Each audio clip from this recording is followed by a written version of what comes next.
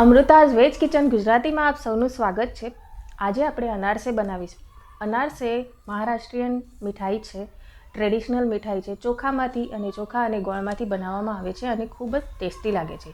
અને આને શિયાળામાં દિવાળીના ટાઈમે બનાવવામાં આવે છે, શિયાળામાં બનાવવામાં આવે છે અને ખૂબ જ ટેસ્ટી લાગે છે। અને ચોખાને 3 દિવસ સુધી પલાળવામાં આવે છે। એની પ્રોસેસ થોડી લાંબી છે પણ બનાવવા ખૂબ જ સરળ છે। તો ચાલો જોઈએ કેવી રીતે બને છે। અને હા, મારી ચેનલને સબસ્ક્રાઇબ કરવાનું ના ભૂલશો અને બેલ આઇકોનને પણ ક્લિક કરજો, જેથી તમને મારા આવાવાળા વિડીયોઝની જાણકારી મળતી રહેશે।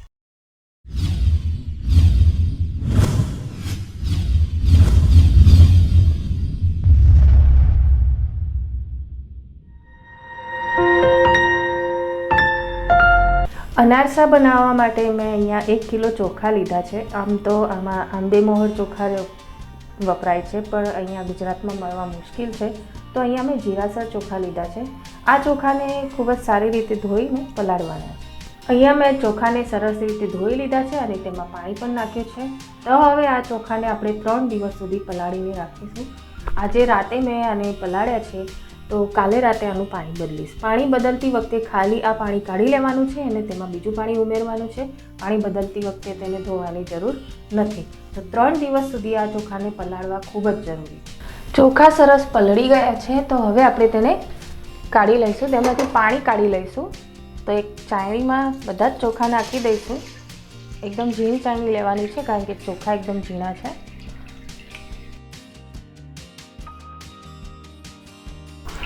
હવે આ ચોખામાંથી પૂરું પાણી નીતરી જવા દઈશું, પછી તેને સૂકવી લઈશું।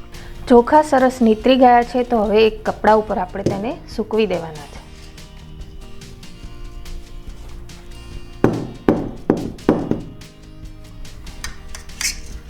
તો કપડા ઉપર ચોખાને સરસ ફેલાવી દેવાના છે અને પંખા નીચે સૂકવી દેવાના છે। ચોખા એકદમ ડ્રાય થઈ જવા જોઈએ, એટલે તમે તેને પીસી શકો, પીસીને લોટ બનાવી શકો એટલા ડ્રાય ચોખા થવા જોઈએ। તમે જોઈ શકો છો ચોખા સરસ સુકાઈ ગયા છે। હવે આપણે આને પીસી લેવાના છે। જો ઓછી ક્વોન્ટિટીમાં હોય તો તમે આને મિક્સરમાં પીસી શકો છો, પણ આ 1 કિલો છે, તો આને તમે બહારથી દળાઈને લાવી શકો છો, અથવા તો તમારી જોડે ઘરઘંટી હોય તો ઘરે પણ આને દળી શકો છો। તો હવે આપણે આને દળી લઈશું અને એકદમ ઝીણા દળવાના છે। એકદમ જે મેદા જેવો લોટ હોય બારીક એવો કરવાનો છે। ચોખાને આપણે દળી લીધા છે, હવે આને ચાળી લેવાના છે। ચાળવા ખૂબ જ જરૂરી છે। તો અહીંયા મેદાની ચાળણી લીધી છે અને હવે તેમાં થોડો થોડો લોટ નાખીને ચાળી લેવાનો છે।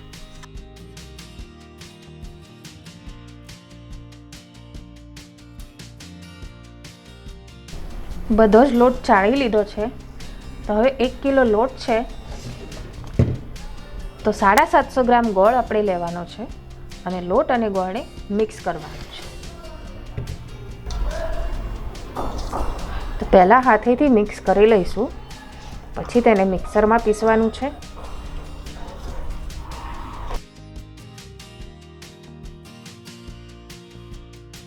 તો હવે આ મિશ્રણ થોડું થોડું મિક્સર જારમાં નાખવાનું છે અને પીસી લેવાનું છે।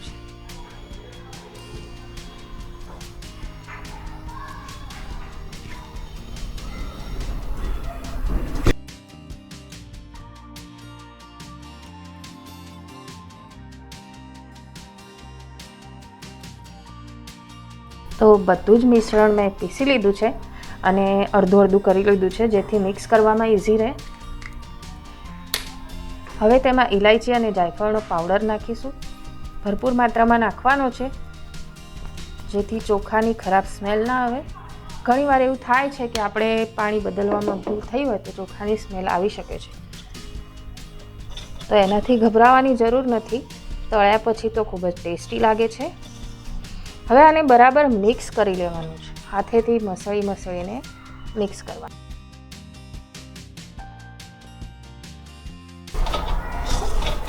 આ સરસ મિક્સ થઈ ગયું છે। હવે આના આ રીતના ગોળા બનાવીને તૈયાર કરવાના છે। બધા જ મિશ્રણના આ રીતના ગોળા બનાવી લેવાના છે અને એને એક સ્ટીલના ડબ્બામાં ભરીને મૂકી રાખવાના છે। તો તમે જોઈ શકો છો ઘણા બધા ગોળા મેં બનાવીને તૈયાર કરી લીધા છે અને સ્ટીલના ડબ્બામાં મૂક્યા છે. હવે આ ડબ્બાને 3 દિવસ સુધી રૂમ ટેમ્પરેચર પર રાખવાનો છે. ફ્રીજમાં બિલકુલ મૂકવાનો નથી. અને રૂમ ટેમ્પરેચર ઉપર 3 દિવસ સુધી આમ બંધ કરીને રાખવાનો છે. તમે જોઈ શકો છો 3 દિવસ થઈ ગયા છે આ ગોળા બનાવીને જે આપણે ડબ્બામાં ભર્યા હતા. તો 3 દિવસ થઈ ગયા છે. હવે આપણે આ ગોળાને કાઢી લઈશું.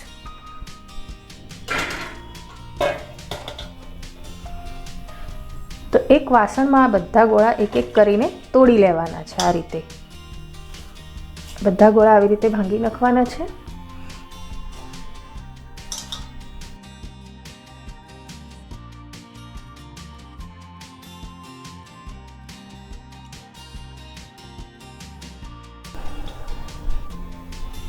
બધા જ ગોળા તોડી લીધા છે. હવે આપણે થોડું થોડું દૂધ નાખતા જવાનું છે અને લોટ બાંધવાનો છે.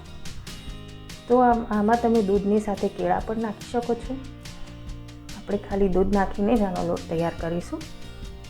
દૂધ એકદમથી નથી નાખવાનું, એક એક નાની ચમચી નાખવાનું છે અને મિક્સ કરતા જવાનું છે. ઉતાવળ કરવાથી શું થશે કે આ ખૂબ ઢીલું થઈ જશે, પછી તેનાથી અનારસા બનાવવા અઘરા થઈ જાય છે. એટલા માટે થોડું થોડું દૂધ નાખતા જવાનું છે અને મિક્સ કરતા જવાનું છે.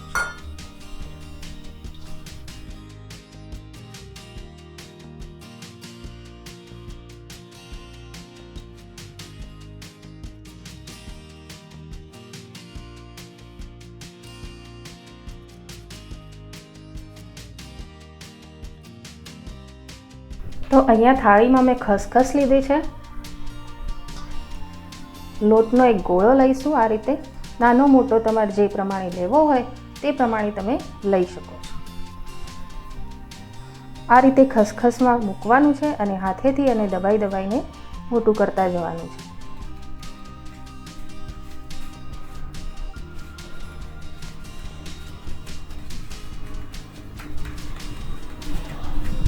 હાથમાં તેલ અથવા ઘી લગાડી લેવું જેથી આ ગોળો ચોંટે નહીં.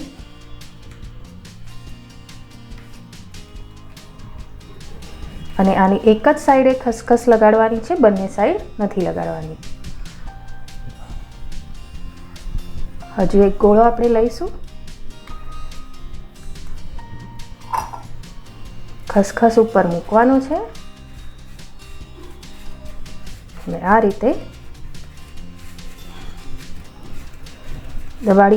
દબાઈને તેને આંગળીથી મોટો કરતા જવાનું છે. ઇનફ મોટા થઈ ગયા છે. અહીંયા મેં કઢાઈમાં તેલ ગરમ કરી લીધું છે. હવે તેમાં ખસખસની સાઈડ ઉપર રહે એ રીતે આ ગોળો મૂકવાનો છે. ધીમા તાપે ગોલ્ડન બ્રાઉન થાય ત્યાં સુધી તળવાના. અને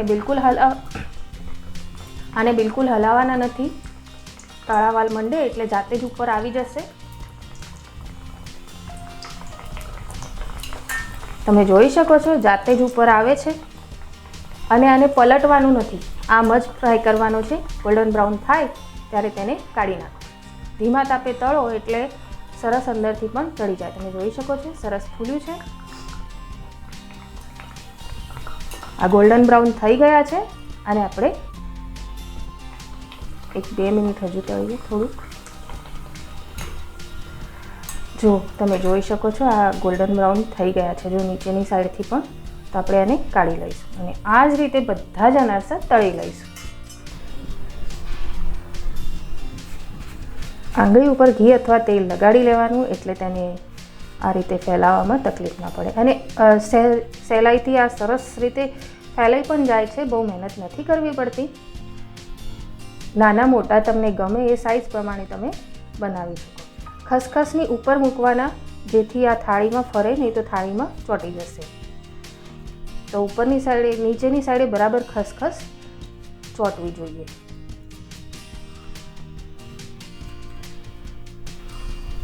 ધ્યાન રાખવું કે ખસખસની સાઈડ ઉપર રાખવાની છે.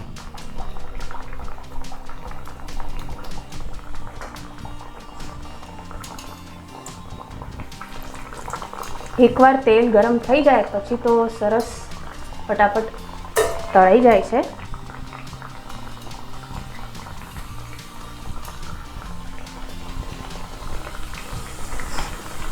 અને એક ઇમ્પોર્ટન્ટ ટીપ, જ્યારે તમે અનારસાનો લોટ તૈયાર કરો તો પહેલું અનારસું એકદમ મોટું નથી તળવાનું, એક નાની ગોળી તળીને જોવાની છે.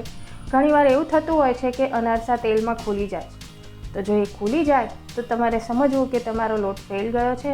એટલે જો પહેલી વાર બનાવો તો 1 કપ લોટમાંથી જ બનાવવું, સીધું એકદમ 1 કિલો ના બનાવો.